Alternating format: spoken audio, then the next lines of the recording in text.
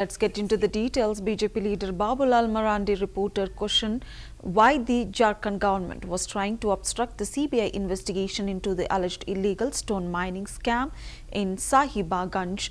He was said to have welcomed the Supreme Court's decision to allow the probe to continue, noting that the court had dismissed the state government's plea challenging the High Court order. Marandi allegedly suggested that the government's resistance raised doubts about whom he was attempting to protect, and also pointed out that the allegations involved individuals believed to be close to Chief Minister Hemant Soren, which according to him made the state's opposition to the investigation even more questionable. जैसे कि आपको पता है कि पूरे देश में ई cigarettes 2019 से पूरी तरह से प्रतिबंधित है.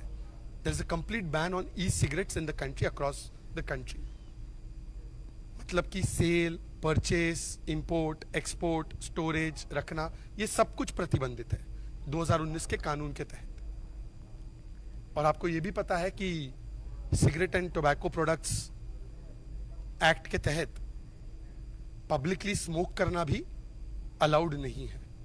खास करके ऐसी चीजों का सेवन, ऐसी चीजों का यूज पार्लियामेंट्री प्रेमाइसेस में और पार्लियामेंट हाउस के अंदर तो पूर्ण तरीके से पार्लियामेंट के रूल्स के तहत भी वर्जित है.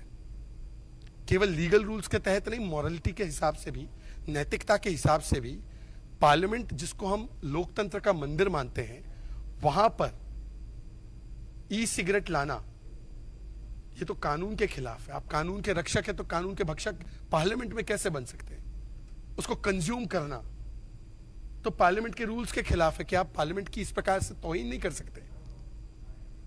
पब्लिकली स्मोक करना ये तो कानून है देश का, नहीं कर सकते.